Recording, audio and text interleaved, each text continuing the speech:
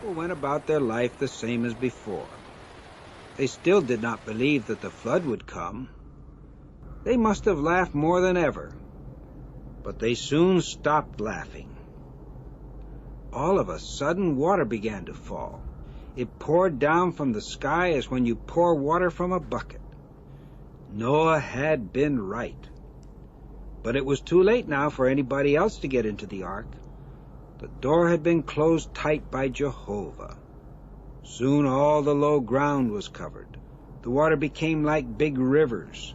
It pushed over trees and rolled around big stones and made a lot of noise. The people were afraid. They climbed up to higher ground.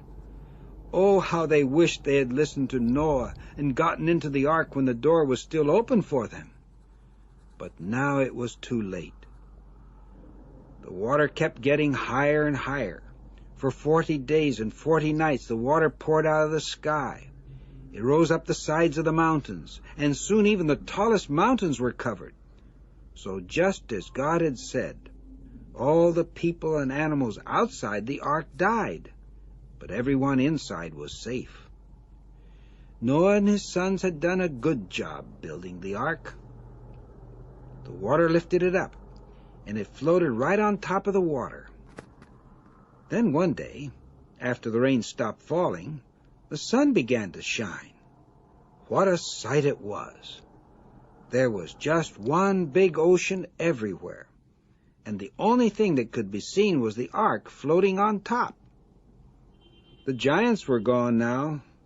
No more would they be around to hurt people.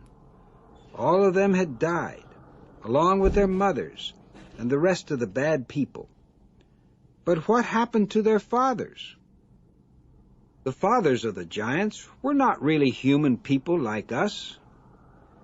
They were angels that had come down to live as men on earth. So when the flood came, they did not die with the rest of the people. They stopped using the human bodies they had made and went back to heaven as angels.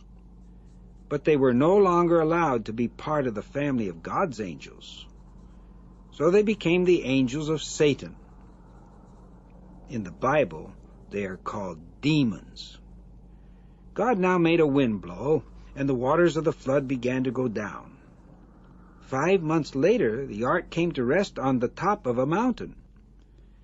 Many more days passed, and those inside the ark could look out and see the tops of the mountains.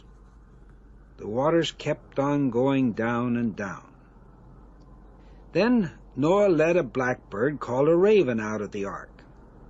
It would fly away for a while, and then it would come back because it could not find a good place to land. It kept doing this, and each time it returned, it would rest on the ark. Noah wanted to see if the waters had run off the earth, so next he sent a dove out of the ark. But the dove came back too, because it did not find a place to stay. Noah sent it out a second time, and it brought back an olive leaf in its beak. So Noah knew that the waters had gone down. Noah sent out the dove a third time, and finally it found a dry place to live. God now spoke to Noah. He said, "Go out of the ark." People went about their life the same as before. They still did not believe that the flood would come. They must have laughed more than ever, but they soon stopped laughing. All of a sudden, water began to fall. It poured down from the sky as when you pour water from a bucket.